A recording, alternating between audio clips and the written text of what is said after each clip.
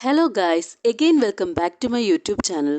നമുക്കിന്ന് സൗബിൻ്റെ മച്ചാൻ്റെ മാലാഹ എന്ന മൂവിയുടെ എക്സ്പ്ലനേഷൻ നോക്കിയാലോ? എങ്കിൽ നമുക്ക് തുടങ്ങാം. മൂവിയുടെ സ്റ്റാർട്ടിങ്ങിൽ ഒരു ഫയർഫോഴ്സ് ഓഫീസിലേക്ക് കോൾ വരികയും ഉദ്യോഗസ്ഥരെല്ലാം വെപ്രാളത്തിൽ അവിടെ നിന്ന് പോകുന്നതുമാണ്. പിന്നീട് 2 വർഷങ്ങൾക്ക് മുമ്പാണ് കാണിക്കുന്നത്. നമ്മുടെ കഥയിലെ നായകന്റെ പേരാണ് സജീവൻ. സജീവൻ ഒരു കണ്ടക്ടറാണ്. മാത്രമല്ല അവിടെയുള്ള മറ്റൊരു കണ്ടക്ടറായ ചന്ദ്രികയുമായിട്ട് സജീവൻ പ്രണയത്തിലുമാണ്. അവളെ കല്യാണം കഴിക്കാനാണ് സജീവന്റെ തീരുമാനം. ചന്ദ്രികയും സജീവനോട് പറയുന്നുണ്ട് എത്രയും പെട്ടെന്ന് കല്യാണം ആലോചിക്കാൻ വീട്ടുകാരുമായി വീട്ടിലേക്ക് വരണമെന്ന്. എന്നാൽ കുറച്ച് ദിവസങ്ങളായി ചന്ദ്രികയെ ജോലിക്ക് കാണുന്നില്ല. സജീവൻ ഫോൺ വിളിക്കുന്നുണ്ടെങ്കിലും അവളെ കിട്ടുന്നുണ്ടായിരുന്നില്ല. അങ്ങനെ പെട്ടെന്ന് ഒരു ദിവസം ചന്ദ്രിക കല്യാണമൊക്കെ കഴിഞ്ഞ് സജീവന്റെ മുമ്പിലേക്ക് വരികയാണ്. എന്നിട്ട് പറയുകയാണ്, വീട്ടുകാർ കല്യാണത്തിന് നിർബന്ധിച്ചു. അവരെ തടയാൻ എനിക്ക് കഴിഞ്ഞില്ല. അവർക്ക് സർക്കാർ ജോലിക്കാരെക്കാളും NRI-കാരനെയാണ് ഇഷ്ടം. ഞാനും അതിന് സമ്മതിച്ചു. എന്നോടൊന്നും തോന്നല്ലേ എന്ന് പറഞ്ഞ ശേഷം അവൾ ഹസ്ബൻഡിനെ സജീവന് പരിചയപ്പെടുത്തി കൊടുക്കുന്നു. എന്നിട്ട് അവിടെ നിന്നും ട്രാൻസ്ഫർ വാങ്ങിയിട്ട് പോവുകയാണ്. ശേഷം നമ്മുടെ നായിക ബിജിമോൾ ബസ് കയറാൻ വേണ്ടി നിൽക്കുകയാണ്. അവിടേക്ക് നമ്മുടെ സജീവൻ കണ്ടക്ടറായ ബസ് വരുന്നു. ബിജിമോൾ ഇത് ചോറ്റാനിക്കരയിലേക്ക് പോകുന്ന ബസ്സല്ലേ എന്ന് ചോദിക്കുന്നു. അപ്പോൾ അതിനുള്ളിലെ യാത്രക്കാരൻ ബസ് ഇപ്പോൾ പോകും, പെട്ടെന്ന് കേറിക്കോ എന്ന് പറയുന്നു. ബിജിമോൾ ടിക്കറ്റ് എടുക്കാനായിട്ട് സജീവനോട് ചോറ്റാനിക്കര എന്ന് പറയുമ്പോഴേക്കും സജീവൻ ഈ വണ്ടി എറണാകുളത്തേക്കാണ് പോകുന്നത്, ഇത് ചോറ്റാനിക്കരയിലേക്കല്ല, കേറുമ്പോൾ ബോർഡൊക്കെ നോക്കിയിട്ട് കയറണ്ടേ എന്ന് പറയുന്നു. ബിജിമോളും ഞാൻ ചോദിച്ചിട്ടല്ലേ കേറിയേ, എന്നെ ചോറ്റാനിക്കരയിൽ ഇറക്കിയേ പറ്റുള്ളൂ എന്ന് പറയുന്നു. അങ്ങനെ രണ്ടുപേരും തമ്മിൽ വഴക്കിടുവാണ്. ഒടുവിൽ സജീവൻ പറയുകയാണ്, ചോറ്റാനിക്കരയിലേക്ക് ബസ് കിട്ടുന്ന സ്ഥലത്ത് ഇറക്കിത്തരാം. അങ്ങനെ ആ സ്ഥലം എത്തിയതും സജീവൻ എല്ലാരോടും പറയുന്നുണ്ട് ഇറങ്ങാനുള്ളവർ ഇറങ്ങാൻ. എന്നാൽ നമ്മുടെ ബിജിമോളാകട്ടെ ഹെഡ്സെറ്റ് വെച്ച് ഉറങ്ങിക്കൊണ്ടിരിക്കുന്നു. അതുകൊണ്ട് തന്നെ അയാൾ പറയുന്നതൊന്നും കേൾക്കുന്നില്ല. പിന്നീട് ബിജിമോൾ എണീറ്റപ്പോൾ തനിക്കിറങ്ങേണ്ട സ്റ്റോപ്പിൽ തന്നെ ഇറക്കിയില്ലെന്നും പറഞ്ഞിട്ട് സജീവന്റെ നേരെ വഴക്കിന് ചെല്ലുന്നുണ്ട്. അങ്ങനെ എങ്ങനെയൊക്കെയോ അവളെ അടുത്ത സ്റ്റോപ്പിൽ ഇറക്കി വിടുന്നു. തന്നെ ഞാൻ കാണിച്ചു തരാമെന്നും പറഞ്ഞാണ് ബിജിമോൾ ബസ്സിൽ നിന്നും ഇറങ്ങിപ്പോകുന്നത്. അതിനുശേഷം സജീവൻ തിരിച്ച് സ്റ്റാൻഡിലേക്ക് വരികയാണ്. അവിടെ സ്റ്റേഷൻ മാസ്റ്ററുടെ കൂടെ ബിജിമോൾ ഇരിപ്പുണ്ട്. എന്താണെന്ന് വെച്ചാൽ ഈ ബിജിമോൾ സജീവനെതിരെ കംപ്ലൈന്റ് കൊടുത്തിരിക്കുകയാണ്. എന്നാൽ സജീവൻ താനൊരു തെറ്റും ചെയ്തിട്ടില്ല എന്ന് പറയുകയാണ്. അതിനയാളും ഈ കുട്ടി ഒരു നല്ല കാര്യത്തിന് വേണ്ടി വൃദ്ധ ദമ്പതികൾക്ക് മരുന്നെത്തിക്കാൻ വേണ്ടിയിട്ടാണ് ചോറ്റാനിക്കരയിലേക്ക് പോകാൻ ഇറങ്ങിയത്. എന്നാൽ ഇങ്ങനെയുള്ള ഈ സംഭവങ്ങൾ നടന്നതുകൊണ്ട് തന്നെ അവർക്ക് അങ്ങോട്ടേക്ക് പോകാൻ സാധിച്ചില്ല. എന്തായാലും ഇതിനു പകരമായി ഇവരെ ഒരു ടാക്സി പിടിച്ച് അവിടെ കൊണ്ടാക്കണം. വേറെ നിവൃത്തിയില്ലാതെ സജീവൻ അതിന് സമ്മതിക്കേണ്ടി വരുന്നു. അങ്ങനെ ഒരു ടാക്സിയിൽ സജീവൻ ബിജിമോളുമായി അവിടെ എത്തുകയാണ്. അവിടെ ചെന്ന് ആ വൃദ്ധ ദമ്പതികൾക്ക് മരുന്ന് കൊടുത്തിട്ട് അതിന്റെ ഡെലിവറി ചാർജായി 500 രൂപയും വാങ്ങുന്നുണ്ട്. ഇത് കണ്ട സജീവൻ, ഓ ഞാൻ ഓർത്ത് സോഷ്യൽ സർവീസ് ആയിരിക്കുമെന്ന്, ഇത് എന്തൊരു പിടിച്ചു പറയാണി എന്ന് പറയുമ്പോൾ അതിന് ബിജിമോളും, അതെ ഇവരുടെ മക്കൾ കാശുണ്ടാക്കാൻ വേണ്ടിയിട്ട് പുറം രാജ്യത്ത് കിടന്ന് ജോലി ചെയ്ത് കാശ് അയച്ചു കൊടുക്കുന്നു. അവർക്കുള്ള മരുന്ന് ഞാൻ ഇവിടെ എത്തിച്ചു കൊടുക്കുമ്പോൾ ക്യാഷ് അവർ തരുന്നു. ഇതെങ്ങനെയാണ് പിടിച്ചു പറയാകുന്നത്? പൈസ ഇല്ലാത്തവരോടൊന്നുമല്ലല്ലോ, പൈസ ഉള്ളവരോടല്ലേ വാങ്ങുന്നത്. ഇനി പിടിച്ചു പറയാണെന്ന് പറഞ്ഞാലും എനിക്കൊരു കുഴപ്പവുമില്ല എന്നും പറഞ്ഞ് തിരിച്ച് വണ്ടിയിലേക്ക് കയറുകയാണ്. സജീവൻ എന്തായാലും ബിജിമോൾ ഒരു വഴക്കാളിയാണെന്ന് മനസ്സിലാവുന്നു. ശേഷം സജീവൻ പെണ്ണ് കാണുന്നതിന് വേണ്ടി ഒരു വീട്ടിലേക്ക് പോവുകയാണ്. ബിജിമോൾ ആണെങ്കിൽ ആ വീട്ടിലേക്ക് കുറച്ച് മരുന്ന് കൊണ്ട് കൊടുക്കുന്നുണ്ട്. അതായത് ഈ ബിജിമോളുടെ തൊട്ടപ്പുറത്തുള്ള വീട്ടിലാണ് സജീവൻ പെണ്ണ് കാണാൻ വന്നിരിക്കുന്നത്. അങ്ങനെ പെണ്ണൊക്കെ കണ്ടിട്ട് തിരിച്ചിറങ്ങുമ്പോൾ അപ്പുറത്ത് ബിജിമോളെ കാണുന്നു. അപ്പോൾ തന്നെ സജീവന്റെ മനസ്സിൽ എന്തായാലും ഈ ആലോചന നടക്കാൻ പോകുന്നില്ല, ഇവൾ അത് എങ്ങനെയെങ്കിലും ശേഷം സജീവന്റെ പെങ്ങളുടെ വീടാണ് കാണിക്കുന്നത്. അമ്മയും അച്ഛനും ഇല്ലാത്തത് കൊണ്ട് തന്നെ സജീവൻ പെങ്ങളുടെയും അളിയന്റെയും കൂടെ അളിയന്റെ വീട്ടിലാണ് താമസിക്കുന്നത്. അളിയനാകട്ടെ സജീവൻ ഒരു അനിയനെ പോലെ തന്നെയാണ്. സജീവൻ ആ സമയം ഒരു മെമ്മോ വരികയാണ്.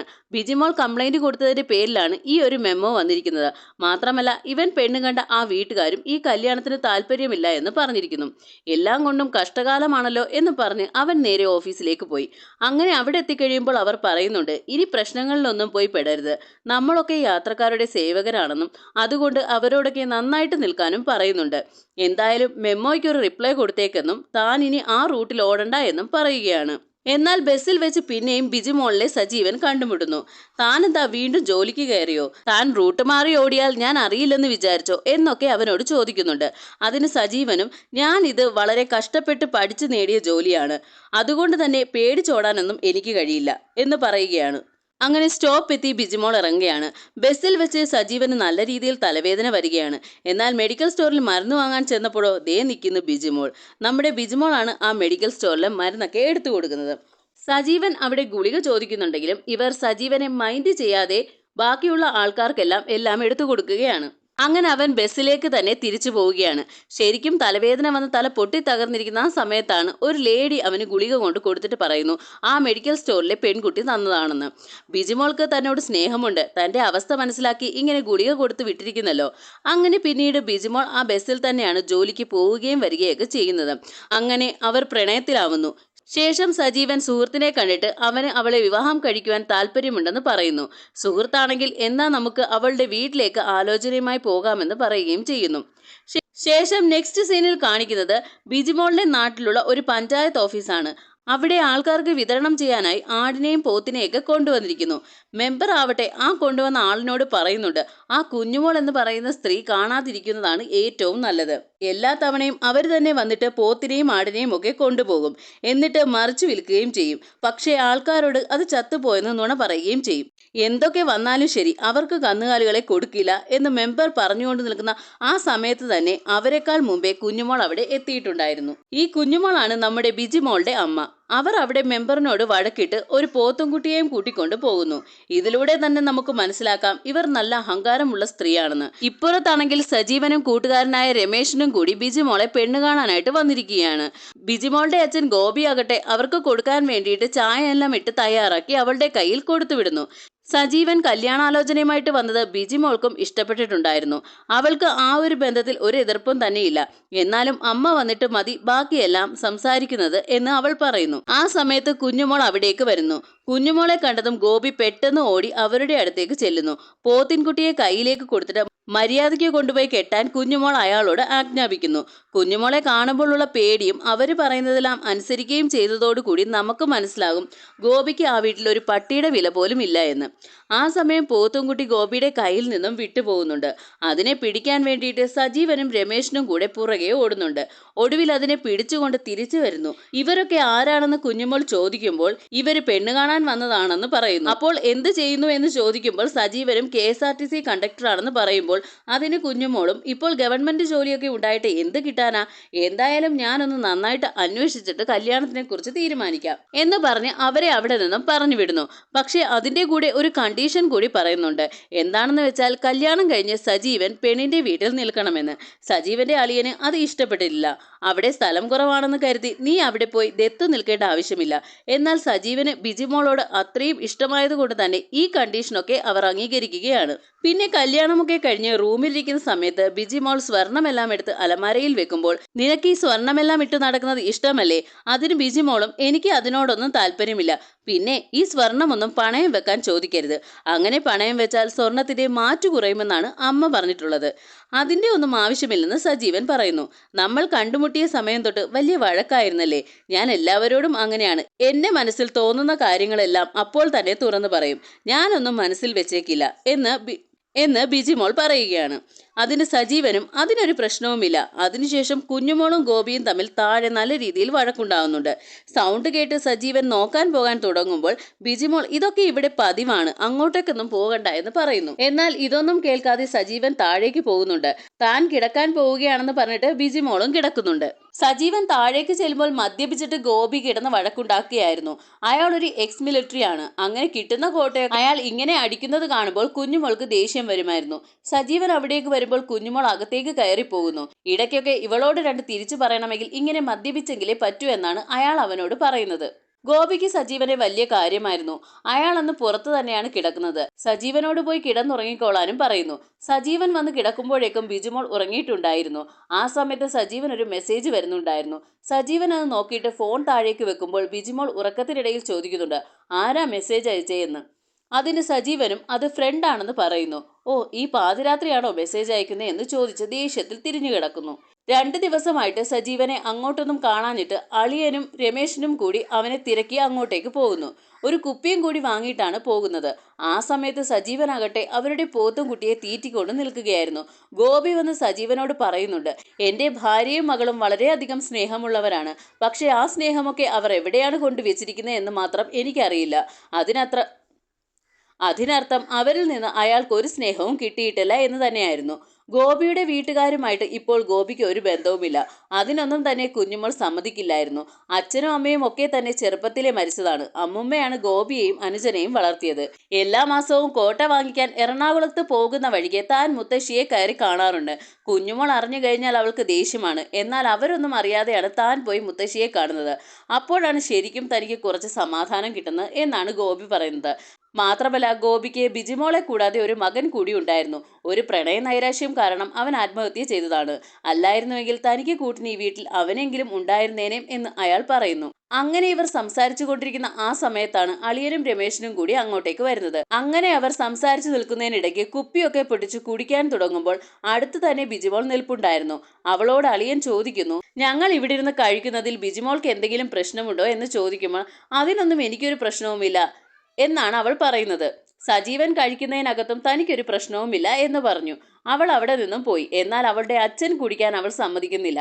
റേഷൻ കടയിൽ പോയി സാധനം വാങ്ങിയിട്ട് വരാൻ അയാളെ അവിടെ നിന്നും പറഞ്ഞു വിടുന്നു. അവൾ 2-3 പ്രാവശ്യം അയാളോട് ചൂടായതോടുകൂടി അയാൾ വേറെ നിവർത്തിയില്ലാതെ അവിടെ നിന്നും പോകേണ്ടി വരുന്നു. എല്ലാരും കൂടി ഇങ്ങനെ കൂടുന്നതിൽ അവൾക്കൊരു കുഴപ്പവുമില്ല. ഇത്രയും നല്ല ഭാര്യയെ കിട്ടിയ നീ ഭാഗ്യവാനാണെന്ന് സജീവനോട് എല്ലാരും പറയുന്നത്. എന്നാൽ വൈകുന്നേരം കുഞ്ഞുമോൾ വന്നു കഴിയുമ്പോൾ ഇതെല്ലാം അറിഞ്ഞിട്ട് ആകെ പ്രശ്നമുണ്ടാക്കുന്നു. ഗോപി മദ്യപിച്ചിട്ടില്ല എന്ന് പറഞ്ഞിട്ട് പോലും അവർ അതൊന്നും കേൾക്കാതെ വഴക്കടിക്കുകയാണ്. സജീവന്റെ കുടുംബക്കാർ എന്തൊരു കുടുംബക്കാരാണ്, ഇങ്ങനെ വീട്ടിൽ വന്ന് വെള്ളമടിക്കുകയാണോ ചെയ്യേണ്ടത്, ഇതൊന്നും ഇവിടെ നടക്കില്ല എന്നൊക്കെ പറയുകയാണ്. ശേഷം സജീവൻ മുകളിലേക്ക് ചെല്ലുമ്പോൾ ബിജിമോൾ നല്ല ദേഷ്യത്തിലാണ്. എന്റെ കൂടെ മദ്യപിച്ചിട്ടൊന്നും കിടക്കണ്ട, താഴെ പോയി കിടക്കാൻ പറയുകയാണ്. എന്നാൽ സജീവനും താൻ ഒരു പെഗ് മാത്രമേ കഴിച്ചിട്ടുള്ളൂ എന്ന് പറയുന്നു. എന്നാലും നിങ്ങളുടെ കുടുംബക്കാർ ഇത്രയും മോശക്കാരാണെന്ന് ഞാൻ കരുതിയില്ല. പിന്നെ അവരുടെ മുമ്പിൽ വെച്ചിട്ടാണ് ഞാൻ അന്നേരം ഒന്നും പറയാത്തത് എന്ന് ബിജിമോൾ പറയുന്നു.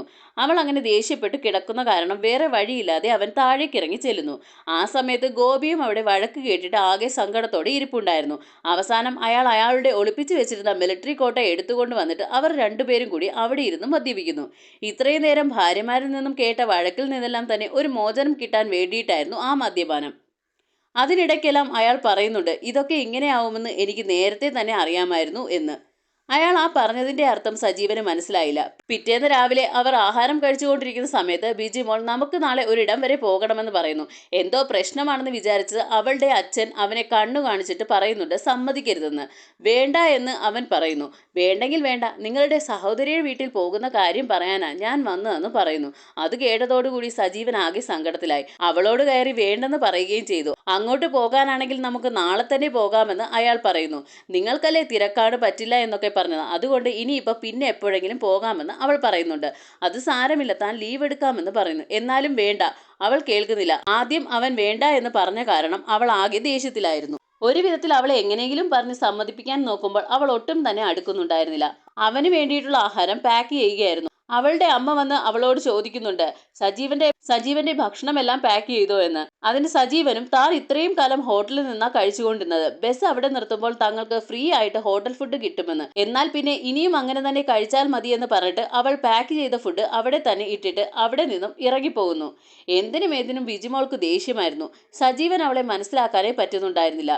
തനിക്കിനി ഹോട്ടൽ ഫുഡൊന്നും വേണ്ട, ഇവിടുത്തെ ഫുഡ് മതി എന്ന് പറഞ്ഞിട്ട് അവൻ ആ പാക്ക് ചെയ്ത ഫുഡ് എടുത്തുകൊണ്ട് അവിടെ നിന്നും പോയി. ആഹാരം കഴിച്ചുകൊണ്ടിരിക്കെ അവനാവട്ടെ ബിജിമോളെ വിളിക്കുന്നുണ്ട്. ആഹാരത്തിന് എന്തെങ്കിലും കുഴപ്പമുണ്ടെങ്കിൽ കഴിക്കേണ്ട എന്ന് അവൾ പറയുന്നു. ഒരു കുഴപ്പവുമില്ല, എനിക്ക് ഇഷ്ടപ്പെട്ടു എന്നാണ് അവൻ പറയുന്നത്. ഫോൺ വെക്കുന്നതിന് മുമ്പ് അവൾ പറയുന്നുണ്ട്, നമുക്ക് ഞായറാഴ്ച തന്നെ നിങ്ങളുടെ പെങ്ങളുടെ വീട്ടിലേക്ക് പോകാമെന്ന്. മാത്രമല്ല 2 ദിവസം അവിടെ നിന്നിട്ട് കൂടി വരാമെന്നും അവൾ പറയുന്നു.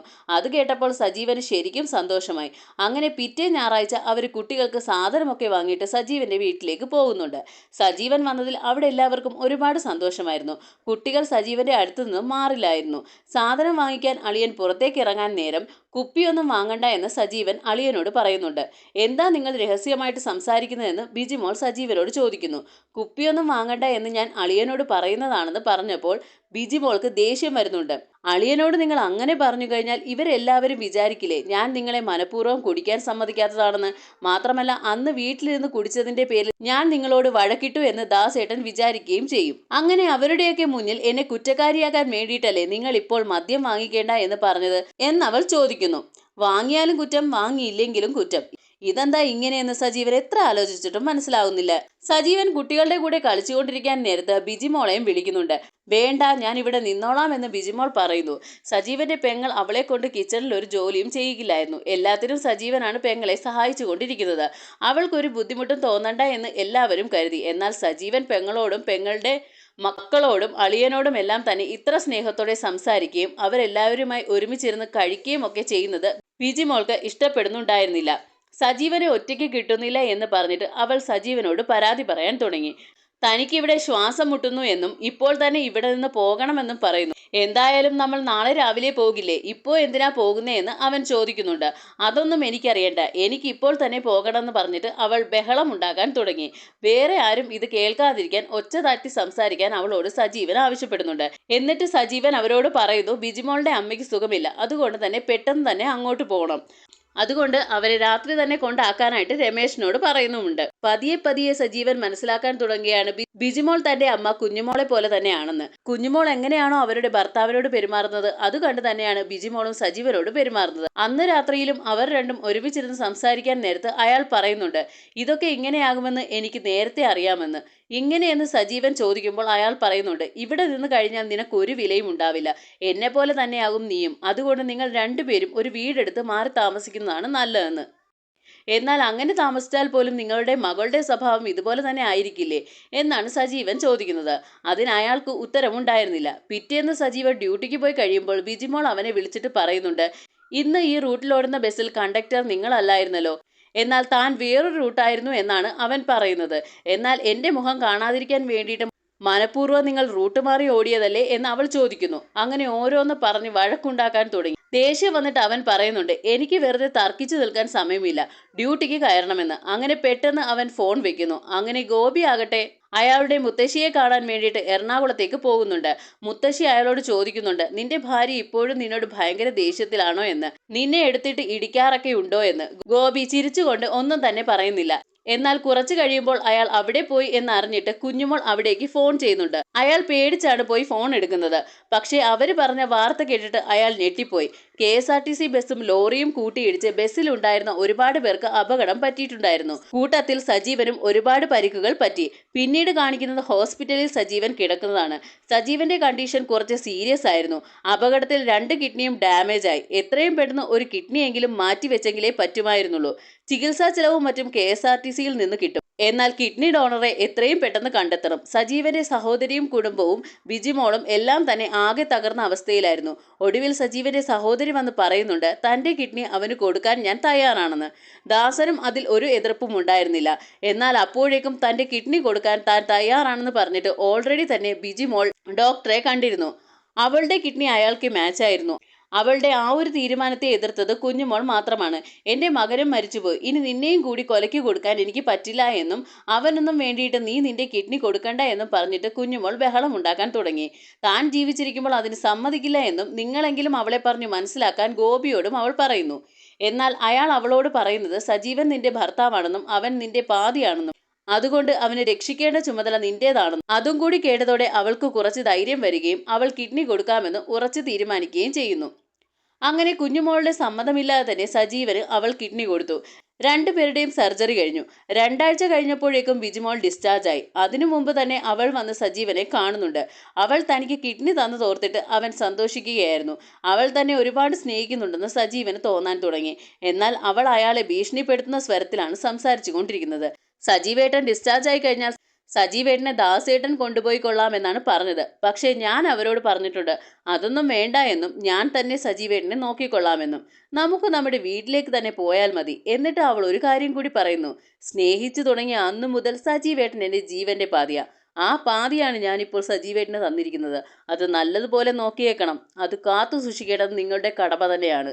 എന്നാൽ ഞാൻ പോട്ടെ എന്ന് പറഞ്ഞിട്ട് അവൾ വല്ലാതെ ഒന്ന് ചിരിച്ചുകൊണ്ട് അവിടെ നിന്നും പോയി. അവൾ ഇങ്ങനെയൊക്കെ ഭീഷണി സ്വരത്തിൽ സംസാരിക്കുന്നത് സജീവനിൽ ശരിക്കും ഞെട്ടലുണ്ടാക്കി. പിന്നീട് ഇവർ രണ്ടും ഡിസ്ചാർജ് ആയിട്ട് ബിജിയുടെ വീട്ടിലേക്ക് തന്നെയാണ് വരുന്നത്. ബിജിയുടെ അമ്മയാകട്ടെ ബിജിയെ നോക്കുന്നുണ്ട്. എന്നാൽ സജീവനെ മൈൻഡ് പോലും ചെയ്യുന്നുണ്ടായിരുന്നില്ല. അവൾ ആഹാരമൊക്കെ ആദ്യം സജീവേട്ടന് കൊടുക്കാൻ വേണ്ടിയിട്ട് പറയുന്നുണ്ട്. അവന് ഞാൻ പിന്നെ കൊടുത്തോളാം എന്നാണ് കുഞ്ഞുമോൾ ബിജിമോൾ അവളോട് പറയുന്നത്. സജീവന്റെ കാര്യങ്ങളൊക്കെ നോക്കുന്നത് ഗോപിയായിരുന്നു. ബിജിമോൾക്ക് ഭേദമായി കഴിഞ്ഞപ്പോൾ പിന്നീട് അവളായിരുന്നു അങ്ങോട്ടുള്ള കാര്യങ്ങളെല്ലാം നോക്കുന്നത്. എന്നാൽ അവളുടെ അമ്മയ്ക്ക് ഇതൊന്നും തന്നെ തീരെ ഇഷ്ടമുണ്ടായിരുന്നില്ല. അങ്ങനെ ഒരു ആക്സിഡന്റ് പറ്റിയത് കാരണം അവൻ ഉടനെ എങ്ങും ജോലിക്ക് പോകാൻ പറ്റില്ല. അതിന്റെ പേരിൽ അവരവനെ ഇടയ്ക്കിടയ്ക്ക് കുത്തി പറയാറുണ്ട്. അയൽവക്കത്തുള്ള ആൾക്കാരൊക്കെ വന്നിട്ട് ഇവളോട് പറയുന്നുണ്ട്, ഒരു കിഡ്നി കൊടുത്തത് കാരണം നിങ്ങൾക്കിനി കൊച്ചുണ്ടാകില്ലല്ലേ എന്ന്. മാത്രമല്ല അവൻ ഇനി തിരിച്ച് കണ്ടക്ടർ ജോലിക്ക് കയറാൻ പറ്റില്ലല്ലോ, ഏതെങ്കിലും ചെറിയ ജോലിക്കല്ലേ കയറാൻ പറ്റൂ എന്നൊക്കെ അവർ പറയുന്നു. ഇതൊക്കെ കേട്ട് ബിജിമോൾക്ക് ദേഷ്യം വരുന്നുണ്ട്. അവൾ വായി തോന്നിയതെല്ലാം അവരെ വിളിച്ചു പറയുന്നുണ്ട്. എന്നാൽ കുഞ്ഞുമോൾ അവര് പറഞ്ഞ കാര്യങ്ങൾ തന്നെയാണ് ബിജിമോളോട് പറയുന്നത്. അവൻ ഇനി നല്ല ജോലിയൊന്നും കിട്ടാൻ പോകുന്നില്ല. കണ്ടക്ടറായിട്ട് എന്തായാലും അവനെ തിരിച്ചെടുക്കില്ല എന്നുറപ്പാണ്. വേറെന്തെങ്കിലും ചെറിയ ജോലി കിട്ടിയാലായി, അതിനുറപ്പൊന്നുമില്ല എന്നാണ് അവർ പറയുന്നത്. ഇതെല്ലാം സജീവൻ കേൾക്കുന്നുണ്ടായിരുന്നു. ഇവരുടെ എല്ലാം കുത്തുവാക്കുകൾ അവനെ ഒരുപാട് വേദനിപ്പിച്ചു. എന്നാൽ ബിജിമോൾ ആ സ്ത്രീയോട് പറയുന്നുണ്ട്, ഇങ്ങനെയുള്ള വിശേഷങ്ങൾ അന്വേഷിക്കാൻ നിങ്ങൾ ഈ പരിസരത്തേക്ക് മേലാ വന്നു പോകരുത്. ശരിക്കും ആ സ്ത്രീയുടെ മകളെ തന്നെയായിരുന്നു ആദ്യം നമ്മുടെ സജീവൻ പെണ്ണ് കാണാൻ വന്നത്. അവരുടെ വിചാരം ആ കല്യാണാലോചന ഞാൻ മുടക്കിയിട്ട് നിങ്ങളെ ഞാൻ അടിച്ചെടുത്തു എന്നാണ്. എന്നാൽ അതിൽ തനിക്ക് ഒരു പങ്കുമില്ല എന്ന് ബിജിമോൾ അവനോട് പറയുന്നുണ്ട്. അന്ന് നിങ്ങൾ പെണ്ണ് കാണാൻ വന്ന പെൺകുട്ടി ആ ദിവസം തന്നെ ഓട്ടോറിക്ഷക്കാരന്റെ കൂടെ ഒളിച്ചോടുകയും ചെയ്തു. ആ ആലോചന ഉറപ്പിക്കാത്തത് തന്നെയായിരുന്നു നല്ലത്. നിനക്കതിൽ ഒരു പങ്കുമില്ല എന്ന് എനിക്കറിയാമെന്ന് അവൻ അവളോട് പറയുന്നു. മാത്രമല്ല അടുത്ത തവണ ചെക്കപ്പിന് ദാസേട്ടൻ വരുന്ന സമയത്ത് എന്നെ അവരുടെ കൂടെ വിട്ടേക്കാൻ അവൻ പറയുന്നുണ്ട്. എന്നാൽ അവൾ അതിന് സമ്മതിക്കുന്നില്ല. കാരണം നിങ്ങൾ ഇതിന്റെ ഇടയ്ക്ക് അങ്ങോട്ട് പോയി കഴിഞ്ഞാൽ നാട്ടുകാർ പറയും ഞാൻ നിങ്ങളെ നോക്കാൻ വയ്യാത്ത കാരണം അങ്ങോട്ടേക്ക് വിട്ടതാണെന്ന്. ഇനി അതും കൂടെ കേൾക്കാൻ എനിക്ക് വയ്യ, ഇവിടെ തന്നെ നിന്നാൽ മതി എന്ന് അവൾ പറയുന്നു. സജീവൻ എന്ത് ചെയ്യണമെന്ന് അറിയാൻ വയ്യാത്ത ഒരവസ്ഥയിലായിരുന്നു. ഇവിടെ നിന്ന് കഴിഞ്ഞാൽ നിരന്തരമായിട്ട് കുഞ്ഞുമോളുടെ കുത്തുവാക്കുകൾ കേൾക്കണം. അങ്ങോട്ടേക്ക് ഇവളൊട്ട് പോകാനും സമ്മതിക്കുന്നില്ല. നിങ്ങൾക്ക് വേണ്ടി ഇത്രയൊക്കെ ചെയ്തിട്ടും അവസാനം അമ്മ പോലും എൻ്റെ ശത്രുവായി എന്നാണ് അവൾ പറയുന്നത്. ഇത്രയൊക്കെ നിങ്ങൾക്ക് വേണ്ടി ചെയ്തിട്ടും ഒരു നന്ദിയും നിങ്ങൾക്കില്ലല്ലോ എന്ന് അവൾ ഇടയ്ക്കിടയ്ക്ക് പറയുന്നുണ്ട്. ഇങ്ങനെ എല്ലാ സൈഡിൽ നിന്നും സജീവന് ടോർച്ചർ തന്നെയായിരുന്നു. അതിനിടയ്ക്ക് അയാൾക്കൊരു മെസ്സേജ് വരുന്നുണ്ട്. ആരാ മെസ്സേജ് അയച്ചതെന്ന് അവൾ ചോദിക്കുന്നു. തൻ്റെ കൂടെ പണ്ട് ജോലി ചെയ്ത ചന്ദ്രികയാണെന്ന് അയാൾ പറയുന്നു. ഇവർക്കൊക്കെ മെസ്സേജ് അയപ്പ് മാത്രമേ ഉള്ളൂ, വിളിക്കാറില്ലേ എന്നാണ് അവൾ ചോദിക്കുന്നത്.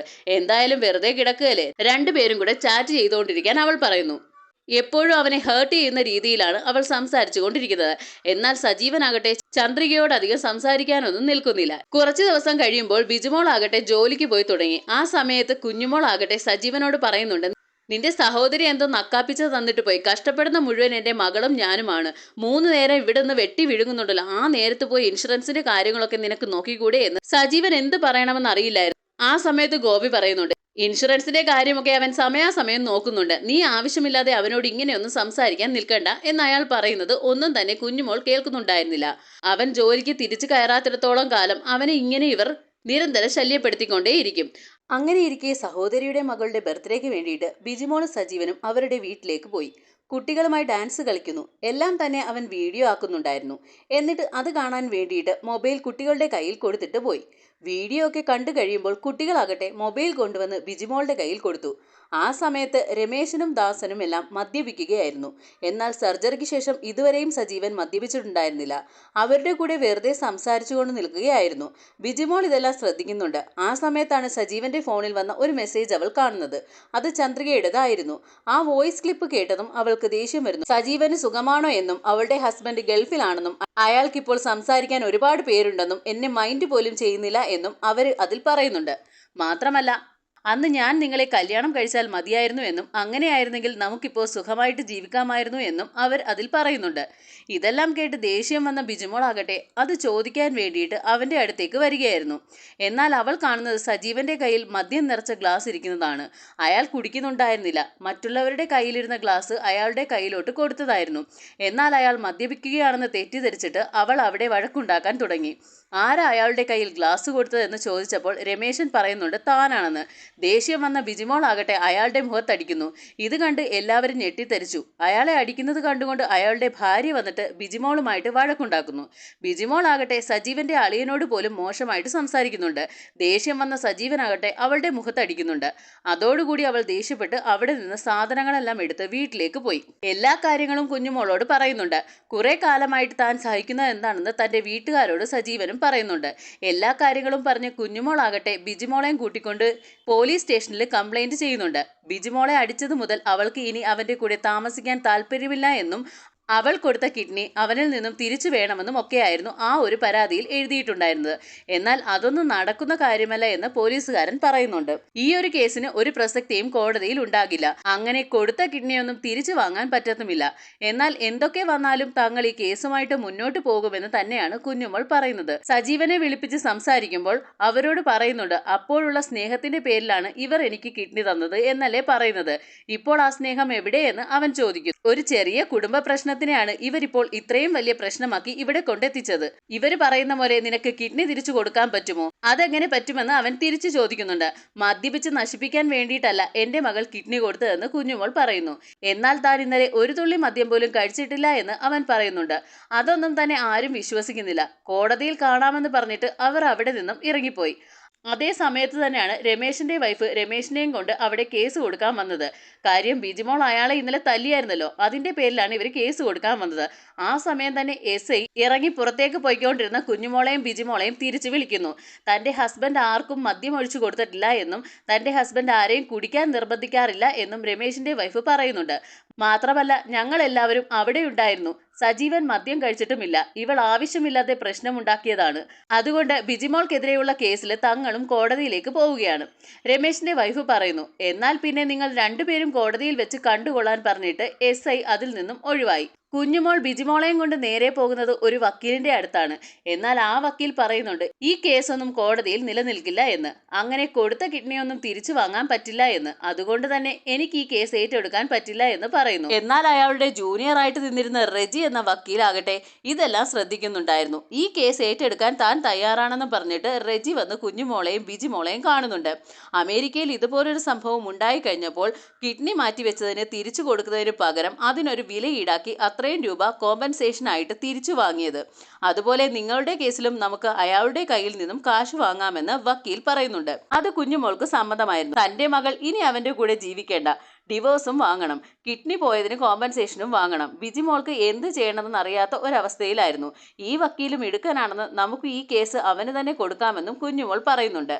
ബിജിമോൾ ഒന്നും തന്നെ പറയുന്നില്ല. എല്ലാ കാര്യങ്ങളും കുഞ്ഞുമോളായിരുന്നു തീരുമാനിക്കുന്നത്. ഇവിടെ ബിജിമോളെ നഷ്ടപ്പെടാൻ പോകുന്നു എന്നുള്ള ദുഃഖത്തിൽ സജീവൻ ആകെ തകർന്നിട്ട് മദ്യപിക്കാൻ തുടങ്ങി. അവന്റെ അളിയനും സഹോദരിയും അവനെ തടുക്കുന്നുണ്ട്. നീ ഇങ്ങനെ സ്വയം നശിക്കേണ്ട എന്ന് പറയുന്നുണ്ട്. അവനാണെങ്കിൽ അവൾ അയച്ച ഡിവോഴ്സ് നോട്ടീസ് കാണിച്ചിട്ട് പറയുന്നുണ്ട്, അവൾക്ക് ഡിവോഴ്സ് വേണം, മാത്രമല്ല കിഡ്നി വേണമെന്ന്. കുടിച്ച് അരിപ്പയാക്കിയിട്ട് മാത്രമേ ആ കിഡ്നി ഞാൻ കൊടുക്കുള്ളൂ എന്ന് അവൻ പറയുന്നു.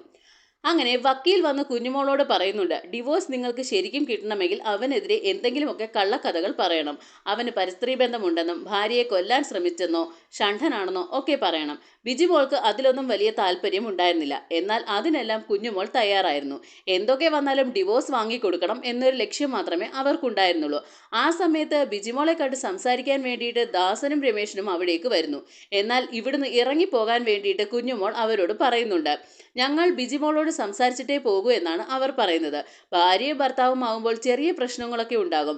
മറ്റുള്ളവരുടെ തീരുമാനത്തിന് വിട്ടുകൊടുക്കാതെ നീ സ്വയം ആലോചിച്ച് തീരുമാനിക്കാനാണ് ദാസൻ ബിജിമോളോട് പറയുന്നത്. മറ്റുള്ളവർ പറയുന്നത് കേട്ടു കഴിഞ്ഞാൽ നിന്റെയും സജീവന്റെയും ജീവിതമാണ് നശിക്കാൻ പോകുന്നതെന്ന് പറയുന്നു. എന്നാൽ ഇത് കേട്ട വക്കീൽ പറയുന്നുണ്ട്, ഇനിയൊന്നും ആലോചിക്കാനില്ല എന്നും ബിജിമോൾക്ക് സജീവന്റെ കയ്യിൽ നിന്നും ഡിവോഴ്സ് വാങ്ങിയിട്ടേ ഞങ്ങൾ അടങ്ങൂ എന്നും ഒന്നും പറഞ്ഞിട്ട് കാര്യമില്ല എന്ന് മനസ്സിലാക്കി രമേശനും ദാസനും അവിടെ നിന്ന് പോയി. ഇതെല്ലാം കണ്ട് നിസ്സഹായനായി നിൽക്കുകയായിരുന്നു ഗോപിയും. അയാൾക്കും ഒന്നും ചെയ്യാൻ പറ്റാത്ത അവസ്ഥയാണ്. കേസ് കോടതിയിൽ എത്തിക്കഴിയുമ്പോൾ ജഡ്ജിയും പറയുന്നുണ്ട്, കിഡ്നി ഒന്നും തിരിച്ചു കൊടുക്കുക എന്നുള്ളത് സ്വാഭാവികമായിട്ട് നടക്കുന്ന കാര്യമല്ല. അതുകൊണ്ട് തന്നെ ഈ കേസിന് ഇവിടെ ഒരു വിലയുമില്ല. എന്നാൽ തന്റെ കക്ഷിക്ക് ഡിവോഴ്സ് വേണമെന്നും കിഡ്നിക്ക് പകരമായിട്ട് ഒരു കോമ്പൻസേഷൻ കൊടുക്കണമെന്നും ബിജിമോളുടെ വക്കീൽ വാദിക്കുന്നു. അമേരിക്കയിൽ ഇങ്ങനൊരു കേസ് നടന്നപ്പോൾ അവൻ കോമ്പൻസേഷനാണ് കൊടുത്തത്. എന്നാൽ സജീവന്റെ വക്കീൽ പറയുന്നുണ്ട്, ഇവിടെ നിരപരാധി തന്റെ കക്ഷിയാണെന്നും നിയമം പലപ്പോഴും സ്ത്രീകൾക്ക് അനുകൂലമായിട്ടാണ് നിൽക്കുന്നത്. അതുകൊണ്ട് തന്നെ അത് ദുരുപയോഗം ചെയ്യുന്ന ഒരുപാട് സ്ത്രീകളുണ്ടെന്നും ഇവിടെ സജീവൻ അവരുടെ വീട്ടിൽ മാനസികമായിട്ട് ഒരുപാട് പീഡനങ്ങൾ നേരിട്ടിട്ടുണ്ടെന്നും സജീവന്റെ വക്കീൽ പറയുന്നു. സർജറിക്ക് ശേഷം കണ്ടിന്യൂസ് ആയിട്ട് മെഡിക്കേഷൻ എടുത്തുകൊണ്ടിരിക്കുന്ന സജീവനെ കോടതിയിൽ ഇങ്ങനെ കയറ്റി ഇറക്കുന്നത് പോലും ദുഃഖകരമാണെന്നും ആ വക്കീൽ പറയുന്നു. എന്നാൽ തന്റെ കക്ഷി കൊടുത്ത കിഡ്നി അയാൾ മദ്യപിച്ച് തകരാറിലാക്കുകയാണെന്ന് ബിജിമോളുടെ വക്കീൽ വാദിക്കുന്നു. തന്റെ കക്ഷി ഒരു പൂർണ്ണ മദ്യപാനിയല്ല എന്ന് സജീവന്റെ വക്കീലും വാദിക്കുന്നു. അയാൾ ഓപ്പറേഷന് ശേഷം മദ്യപിച്ചിട്ടേയില്ല. മാത്രമല്ല, താൻ സ്നേഹിക്കുന്ന ഭാര്യയെ നഷ്ടപ്പെടുത്താൻ അയാൾക്കൊരു ആഗ്രഹവുമില്ല. ഈ ഡിവോഴ്സിന് അയാൾ ഇതുവരെ സമ്മതിച്ചിട്ടുമില്ല. വാദങ്ങളെല്ലാം കേട്ടിട്ട് ജഡ്ജി മറ്റൊരു ദിവസത്തേക്ക് കേസ് മാറ്റിവെക്കുന്നു. അങ്ങനെ ഒരു ദിവസം ഗോപിയെ കാണാൻ വേണ്ടിയിട്ട് അയാളുടെ അനിയൻ വരുന്നുണ്ട്. തലേ ദിവസം അമ്മൂമ്മ മരിച്ചുപോയെന്നും അത് താൻ പറയാൻ വേണ്ടിയിട്ട് വിളിച്ചപ്പോൾ കുഞ്ഞുമോളാണ് ഫോൺ എടുത്തതെന്നും ചേട്ടനോട് പറയാമെന്ന് പറഞ്ഞു. എന്തോ തിരക്കിലാണെന്ന് പറഞ്ഞിട്ട് പെട്ടെന്ന് ഫോൺ വെച്ചു. ഇന്ന് രാവിലെ ചടങ്ങുകൾ നടക്കുന്ന സമയത്ത് വരെ ചേട്ടനെ പ്രതീക്ഷിച്ച് ഞങ്ങൾ കുറേ നേരം വെയിറ്റ് ചെയ്തു. വന്നില്ല എന്ന് കണ്ടപ്പോഴാണ് ഞാനിപ്പോൾ ഇവിടേക്ക് വന്നത്. കുറച്ച് ദിവസം കഴിഞ്ഞ് സഞ്ചയനമാണ്, അതിനെങ്കിലും വരണമെന്ന് പറയുന്നു. ഇതെല്ലാം കേട്ട് ഗോപി ആകെ തകർന്നുപോയി. സ്വന്തം അമ്മൂമ്മ മരിച്ചതുപോലും കുഞ്ഞുമോൾ തന്നിൽ നിന്നും മറച്ചു വെച്ചിരിക്കുന്നു. അയാൾ ആകെ ദേഷ്യത്തിൽ അവരുടെ അടുത്തേക്ക് ചെല്ലുമ്പോൾ അവർ പറയുന്നുണ്ട് ഞാൻ അത് വിട്ടുപോയെന്നും അല്ലേലും അത് വലിയ ഇമ്പോർട്ടൻ്റ് ആയിട്ടുള്ള കാര്യമൊന്നുമല്ലല്ലോ എന്നാണ് അവർ ചോദിക്കുന്നത്. നിങ്ങൾ ഇപ്പോൾ ഓടിച്ചെന്നിട്ട് എന്ത് സാധിക്കാനാണെന്നും ചോദിക്കുന്നു. ബന്ധങ്ങളുടെ വില നിനക്ക് അറിയില്ല എന്നും നിന്നോട് പറഞ്ഞിട്ട് കാര്യമില്ല എന്നും പറഞ്ഞിട്ട് അയാൾ ദേഷ്യത്തിൽ അകത്തേക്ക് കയറിപ്പോയി. കേസ് വീണ്ടും കോടതിയിൽ വിളിച്ചു. ബിജിമോളുടെ വക്കീൽ പറയുന്നത് കിഡ്നിക്ക് പകരമായിട്ട് സജീവന് അവന്റെ പേരിലുള്ള 5 സെന്റ് സ്ഥലവും ഇൻഷുറൻസ് തുകയിലൂടെ കിട്ടുന്ന കുറച്ചു തുകയും ഇവർക്ക് കൊടുക്കണമെന്നാണ്. എന്നാൽ അതൊന്നും നടക്കില്ല എന്ന് സജീവന്റെ വക്കീൽ വാദിക്കുന്നു. എങ്ങനെയും കേസ് ജയിക്കാൻ വേണ്ടി ബിജിമോളുടെ വക്കീൽ പറയുന്നുണ്ട് സജീവൻ ഒരു ഷണ്ടനാണെന്ന്. അയാൾക്കൊരിക്കലും തന്റെ കക്ഷിയുടെ ശാരീരിക ആവശ്യങ്ങൾ നടത്തിക്കൊടുക്കാൻ സാധിച്ചിട്ടില്ല എന്നും. എന്നാൽ ഇതിനെയെല്ലാം എതിർത്തുകൊണ്ട് സജീവന്റെ വക്കീൽ വാദിക്കുന്നു. ജഡ്ജി സജീവനോട് നിങ്ങൾക്ക് എന്താണ് പറയാനുള്ളത് എന്ന് ചോദിക്കുമ്പോൾ സജീവൻ പറയുന്നുണ്ട് എനിക്കൊരിക്കലും ഡിവോഴ്സിന് താല്പര്യമില്ല എന്ന്. ബിജിമോളുടെ കൂടെ തന്നെയാണ് ജീവിക്കാൻ ആഗ്രഹമെന്നും. മോൾക്ക് എന്താണ് പറയാനുള്ളത് എന്ന് ചോദിക്കുമ്പോൾ അവൾ എഴുന്നേറ്റ് നിന്ന് എന്തോ പറയാൻ തുടങ്ങുമ്പോഴേക്കും തല കറങ്ങി വീഴുന്നു. അങ്ങനെ എല്ലാവരും കൂടി അവളെ ഹോസ്പിറ്റലിൽ കൊണ്ടുപോകുമ്പോഴാണ് അറിയുന്നത് അവൾ പ്രഗ്നന്റ് ആണെന്ന്. അതോടുകൂടി ബിജിമോളുടെ വക്കീൽ വാദിച്ച കാര്യങ്ങളെല്ലാം കള്ളമാണെന്ന് തെളിഞ്ഞു. എന്നാൽ അവളുടെ പ്രഗ്നൻസി ന്യൂസ് അറിഞ്ഞതോടുകൂടി കുഞ്ഞുമോൾ ആകെ ദേഷ്യത്തിലായിരുന്നു. അവളെ വീട്ടിലേക്ക് വിളിച്ചു കൊണ്ടുപോയ ശേഷം ഒരു തവണ പോലും സജീവൻ വന്ന് അവളെ കാണാൻ അനുവദിച്ചില്ല. അതിനോടകം തന്നെ സജീവന് തിരിച്ചു ജോലിയിൽ കയറാനുള്ള പേപ്പർ വന്നിട്ടുണ്ടായിരുന്നു. സ്റ്റേഷനിൽ തന്നെയായിരുന്നു ഇനി മുതൽ സജീവന് ജോലി. ദിവസങ്ങൾ കടന്നുപോയിക്കൊണ്ടേയിരുന്നു. ബിജിമോളും കുഞ്ഞുമോളെയും കാണാൻ ഇടയ്ക്കിടയ്ക്ക് ആ വക്കീൽ വരാൻ തുടങ്ങി. കേസ് അങ്ങനെ നീണ്ടു പോവുകയാണ്. ബിജിമോളുടെ ഡെലിവറി ഡേറ്റ് അടുത്തടുത്ത് വന്നു. ബിജിമോളുടെ ഓർമ്മകളിലായിരുന്നു സജീവൻ അപ്പോഴും. ഒരു ദിവസം ജോലിക്കിടയിൽ ഗോപിയുടെ ഫോൺ സജീവന് വരുന്നു. അവനൊരു പെൺകുഞ്ഞ് ജനിച്ചു എന്ന് പറയുന്നു. അവൻ കുറച്ച് സാധനങ്ങളുമായിട്ട് ഓടി ഹോസ്പിറ്റലിലേക്ക് ചെല്ലുമ്പോൾ കുഞ്ഞുമോൾ ആകട്ടെ അവനെ അകത്തേക്ക് കയറ്റി വിടുന്നില്ല. ഇവിടെ നിന്റെ കൊച്ചൊന്നുമില്ലെന്നും അവകാശം പറഞ്ഞിട്ട് അവളെ കാണാൻ മേലെ ഇനി ഇവിടെ വന്നു പോകരുതെന്നും സജീവനോട് പറയുന്നു. പലതവണ അവൻ ബിജിമോളെയും കുഞ്ഞിനെയും കാണാൻ ശ്രമിച്ചെങ്കിലും അപ്പോഴെല്ലാം തന്നെ കുഞ്ഞുമോൾ അവരെ എതിർത്തു. വീട്ടിൽ വന്നപ്പോൾ എല്ലാം തന്നെ അവൻ ഇറക്കി വിടുകയും ചെയ്തു. ബിജിമോളും ഒന്നും തന്നെ പറഞ്ഞില്ല. ഇത്രയും ദിവസങ്ങൾ കഴിഞ്ഞിട്ടും സ്വന്തം കുഞ്ഞിന്റെ മുഖം പോലും സജീവൻ കണ്ടിട്ടുണ്ടായിരുന്നില്ല. അങ്ങനെയിരിക്കെ ഒരു ദിവസം കുഞ്ഞുമോളുടെ പോത്തിനെ വാങ്ങിക്കാൻ വേണ്ടിയിട്ട് 2 പേര് വരുന്നുണ്ട്. 1 ലക്ഷം രൂപ പറയുമ്പോൾ കുഞ്ഞുമോൾ നിർബന്ധം പിടിച്ചിട്ട് 1.25 ഉറപ്പിക്കുന്നു. 25,000 രൂപ അവർ അഡ്വാൻസും കൊടുത്തിട്ടാണ് പോകുന്നത്. എന്നാൽ ആ പോത്തിനെ കൊടുക്കാൻ ഗോപിക്ക് ഒട്ടും തന്നെ മനസ്സുണ്ടായിരുന്നില്ല. ആ കിട്ടിയ കാശ് കൊണ്ടുപോയി വക്കീലിന് കൊടുക്കുകയാണ് കുഞ്ഞുമോൾ ചെയ്യുന്നത്. കേസ് ജയിക്കണമെങ്കിൽ കുറച്ച് ബുദ്ധിമുട്ടാണെന്ന് വക്കീൽ പറയുന്നു. അതിനിടയിൽ കുഞ്ഞുമോൾ ആരും കേൾക്കാതെ വക്കീലിന് ഒരു ഐഡിയ പറഞ്ഞു കൊടുക്കുന്നുണ്ട്. ആ സമയത്ത് അതെന്താണെന്ന് നമ്മളെ കേൾപ്പിക്കുന്നില്ല. എന്നാൽ ഇതെല്ലാം തന്നെ ഗോപി ഒളിഞ്ഞിരുന്ന് കേൾക്കുന്നുണ്ടായിരുന്നു. കുഞ്ഞുമോൾ പറഞ്ഞ ഐഡിയ കേട്ടിട്ട് വക്കീൽ പോലും ഞെട്ടിപ്പോയി. കേസ് ജയിക്കാൻ വേണ്ടിയിട്ട് അയാളും അവർക്ക് കൂട്ടുനിൽക്കുകയാണ്. എന്നാൽ കുറച്ചു കഴിയുമ്പോൾ ഈ വക്കീലിനെ തേടി സജീവൻ വരുന്നുണ്ട്. വക്കീലും കുഞ്ഞുമോളും പ്ലാൻ ചെയ്തതെല്ലാം തന്നെ ഗോപി വിളിച്ചിട്ട് സജീവനോട് പറയുന്നുണ്ടായിരുന്നു. ആ പ്ലാൻ മറ്റൊന്നുമായിരുന്നില്ല. കുഞ്ഞിനെ ഇവർക്ക് മാത്രമായിട്ട് കിട്ടാൻ വേണ്ടിയിട്ട് ആ കുഞ്ഞിന്റെ അച്ഛൻ സജീവനല്ല എന്നും അത് ആ വക്കീലാണെന്നും കോടതിയിൽ വാദിക്കാനായിരുന്നു ഇവരുടെ തീരുമാനം. അതിന്റെ പേരിൽ സജീവൻ വന്നിട്ട് ആ വക്കീലിനെ അടിക്കുന്നുണ്ട്. എന്നാൽ കേസിന് വേണ്ടിയിട്ട് അവർ നിർബന്ധിച്ചപ്പോൾ ഞാൻ അങ്ങനെ കൂട്ടുനിന്ന് പോയതാണെന്നും എനിക്കിതിൽ ഒരു താല്പര്യം ഉണ്ടായിട്ടില്ല എന്ന് വക്കീൽ പറയുന്നുണ്ട്. സജീവൻ തന്റെ അവസ്ഥകളെല്ലാം വക്കീലിനോട് പറയുമ്പോൾ ആരുടെ ഭാഗത്താണ് തെറ്റെന്നും ആരുടെ ഭാഗത്താണ് ന്യായമെന്നും ഈ വക്കീലിന് മനസ്സിലായി. അതേസമയം കോടതിയിലേക്ക് ഇറങ്ങാൻ നിന്ന ബിജിമോൾ ആകട്ടെ നെറ്റിയിൽ സിന്ദൂരം ഇടണോ വേണ്ടയോ എന്ന് ആലോചിച്ചിട്ട് ഇടാതെ ആ ചെപ്പ് അടച്ചു വെക്കുന്നുണ്ട്. അപ്പോഴേക്കും സജീവനാകട്ടെ ആ വക്കീലിനെയും കൂട്ടി അവിടേക്ക് വന്നിട്ടുണ്ടായിരുന്നു. നടന്ന കാര്യങ്ങളെല്ലാം വക്കീൽ പറയുന്നുണ്ടായിരുന്നു. തന്റെ കുഞ്ഞിനെ കാണാതെ താൻ ഇന്ന് ഇവിടെ നിന്നും പോകില്ല എന്നും സജീവൻ പറയുന്നുണ്ട്.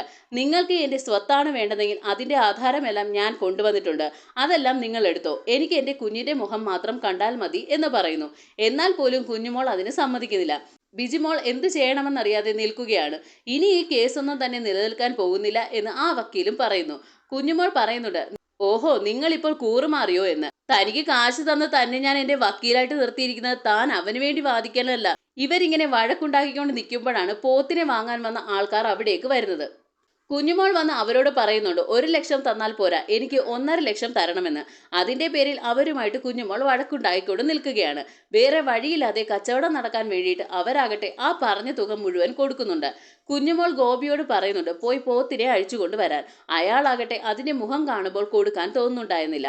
കഷ്ടപ്പെട്ട് അതിനെ ഇത്രയും വളർത്തി വലുതാക്കിയത് അയാളായിരുന്നല്ലോ. അതേസമയം അവിടേക്ക് വന്ന രമേശനും ദാസനും പറയുന്നുണ്ട് സജീവൻ ഇന്ന് കൊച്ചിനെ കണ്ടിട്ടേ പോകൂ എന്ന്. നിങ്ങൾ ഇനി എന്തൊക്കെ എതിർത്താലും ശരി, അത് അവന്റെ അവകാശം തന്നെയാണ്. സ്വന്തം ഭർത്താവിനെ പോലും മനസ്സിലാക്കാൻ പറ്റാത്ത നിങ്ങളെപ്പോലുള്ളവരോട് പറഞ്ഞിട്ട് ഒരു കാര്യവുമില്ല എന്ന് ദാസൻ അവരോട് പറയുന്നുണ്ട്. ബിജിമോളോട് പറയുന്നുണ്ട്, ആ കുഞ്ഞിന്റെ മുഖം കാണാൻ വേണ്ടിയിട്ട് എന്ത് ചെയ്യാൻ അവൻ തയ്യാറാ. ഇനിയെങ്കിലും നീ അവനെ ഒന്ന് മനസ്സിലാക്കാൻ. തന്റെ അമ്മ ചെയ്യുന്നതെല്ലാം തെറ്റാണെന്ന് ബിജിമോൾ മനസ്സിലാക്കാൻ തുടങ്ങി. അതേസമയം ഗോപി വന്നിട്ട് അവരോട് പറയുന്നുണ്ട്, ആ പോത്തിനെ താൻ വിൽക്കുന്നില്ല എന്ന്. എന്തൊക്കെ വന്നാലും അതിനെ കൊണ്ടുപോകാൻ താൻ സമ്മതിക്കില്ല. പിന്നെ എന്ത് കണ്ടുകൊണ്ടായി അതിനെ ഇത്രയും കാലം വളർത്തിയെന്ന് ചോദിച്ചിട്ട് കുഞ്ഞുമോൾ അയാളോട് ചൂടാകാൻ തുടങ്ങി. ആ സമയത്ത് ബിജിമോൾ അകത്ത് പോയിട്ട് കുഞ്ഞിനെ എടുത്തുകൊണ്ടുവന്ന് സജീവനെ കാണിക്കുന്നു. ഇത് കണ്ടിട്ട് കുഞ്ഞുമോൾക്ക് ദേഷ്യം വരുന്നുണ്ട്. ഒരു സൈഡിൽ പോത്തിനെ വാങ്ങാൻ വന്നവര് പോത്തിനെ പിടിച്ചുകൊണ്ടു പോകാൻ ശ്രമിക്കുന്നുണ്ട്. ഇവിടെ കുഞ്ഞുമോളാകട്ടെ ബിജിമോളുമായിട്ട് വഴക്കിടുന്നു. നീ എന്തിനാ അവന്റെ കയ്യിൽ കൊച്ചിനെ കൊടുത്തതെന്ന് കുഞ്ഞുമോൾ ചോദിക്കുമ്പോൾ ബിജിമോൾ പറയുന്നുണ്ട്, ഇതെന്റെ ഭർത്താവാണ്, അവകാശമുള്ള ആളുടെ കയ്യിൽ തന്നെയാ കുഞ്ഞിനെ കൊടുത്തിരിക്കുന്ന. മാത്രമല്ല സജീവന്റെ കൂടെ ഞാൻ പോവുകയാണെന്ന് പറയുന്നു. കുഞ്ഞുമോൾ ആകട്ടെ അവളോട് ചൂടായിക്കൊണ്ട് അകത്ത് കയറി പോടി എന്ന് പറയുകയായിരുന്നു. അങ്ങനെ ആ ബഹളങ്ങൾക്കിടയ്ക്ക് കയർ വിട്ടുപോയ പോത്താകട്ടെ എല്ലാവരുടെയും നേരെ ചാടിയെടുത്തു. അവസാനം അത് നേരെ പോകുന്നത് കുഞ്ഞുമോളുടെ നേരെയായിരുന്നു. കുഞ്ഞുമോളെ ഇടിച്ച് നേരെ കിണറ്റിലേക്ക് ഇടുന്നു. അത് കണ്ട് നിലവിളിച്ചുകൊണ്ട് ഓടി ചെല്ലുകയാണ് ഗോപി. കൂടെ ചാടാൻ ഗോപിയും ശ്രമിച്ചെങ്കിലും എല്ലാവരും തടഞ്ഞു. ഈ സമയത്താണ് മൂവിയുടെ സ്റ്റാർട്ടിങ്ങിൽ കാണിച്ച ആ ഒരു സീൻ കാണിക്കുന്നത്. ഫയർഫോഴ്സ് ഉദ്യോഗസ്ഥരെല്ലാം തന്നെ കുഞ്ഞുമോളെ രക്ഷിക്കാനായിരുന്നു ഇവിടേക്ക് വന്നുകൊണ്ടിരുന്നത്. പിന്നീട് കുറച്ച് വർഷങ്ങൾക്ക് ശേഷമാണ് കാണിക്കുന്നത്. ബിജിമോളും സജീവനും രാവിലെ ജോലിക്ക് പോകാൻ വേണ്ടിയിട്ട് ഇറങ്ങുകയായിരുന്നു. ആ സമയത്ത് മകൾ എവിടെ എന്ന് ചോദിക്കുന്നുണ്ട്. അവളെ അവിടെ എങ്ങും നോക്കിയിട്ട് കാണുന്നുണ്ടായിരുന്നില്ല. ഗോപിയും കൊച്ചുമകളെ അന്വേഷിച്ച് നടക്കുമ്പോഴാണ് പറമ്പിൽ അയാളുടെ കൊച്ചുമകളാകട്ടെ ഒരു പയ്യനെ എടുത്തിട്ട് ഇടിക്കുന്നത് കാണുന്നത്. ഒരു വിധത്തിൽ ആ വഴക്കിൽ നിന്നും അവളെ പിടിച്ചുകൊണ്ടുവരുന്നു. രണ്ടുപേരുടെ ദേഹത്തും ചേറായിരുന്നു. അവൾ ഈ ചെറുപ്പത്തിലെ ആമ്പിളാരെ പോലെ എടുത്തിട്ട് ഇടിക്കുകയും അവരുമായിട്ട് വഴക്കുണ്ടാക്കുകയും ഒക്കെ ചെയ്യുമായിരുന്നു. ഇവൾക്കിത് ആരുടെ സ്വഭാവമാണ് കിട്ടിയതെന്ന് അവർ പരസ്പരം സംസാരിച്ചു കൊണ്ട് നിൽക്കുന്ന സമയത്ത് ആ വീടിന്റെ ഫ്രണ്ടിലായിട്ട് നമ്മുടെ കുഞ്ഞുമോളുടെ ഫോട്ടോ കാണിക്കുന്നുണ്ട്. അന്ന് ആ വീഴ്ചയിൽ തന്നെ കുഞ്ഞുമോൾ മരിച്ചിട്ടുണ്ടായിരുന്നു. ആരുടെ സ്വഭാവമാണെന്ന് ഇപ്പൊ പിടികിട്ടിയല്ലോ അല്ലേ. പിന്നീട് കാണിക്കുന്നത് നമ്മുടെ ആ വക്കീലിനെയാണ്. പുരുഷന്മാർക്ക് വേണ്ടിയുള്ള അസോസിയേഷൻ തുടങ്ങിയിട്ടുണ്ട്. അതിനു വേണ്ടിയിട്ട് ഒരിടത്തു നിന്ന് പ്രസംഗിക്കുകയാണ്. സ്ത്രീകൾ മാത്രമല്ല പുരുഷന്മാരും ഒരുപാട് പീഡനം പലയിടങ്ങളിൽ നിന്നും അനുഭവിക്കുന്നുണ്ട്. ആ പ്രസംഗം കേട്ടുകൊണ്ടാണ് സജീവനും ബിജിമോളും അതുവഴി പോകുന്നത്. അതേസമയം ആ പ്രസംഗത്തിൽ പങ്കെടുത്തുകൊണ്ടിരുന്ന മറ്റൊരാളെ അയാളുടെ വൈഫ് വന്ന് വഴക്കുണ്ടാക്കി പിടിച്ചു വലിച്ചുകൊണ്ട് പോകുന്നുമുണ്ട്. അവിടെയാണ് ഈ മൂവി അവസാനിക്കുന്നത്. സോ ഈ മൂവിയുടെ കഥ എല്ലാവർക്കും ഇഷ്ടമായെന്ന് വിചാരിക്കുന്നു. ഇഷ്ടമായെങ്കിൽ ലൈക്ക് ചെയ്യുക, ഷെയർ ചെയ്യുക, സബ്സ്ക്രൈബ് ചെയ്യുക. Thank you for watching.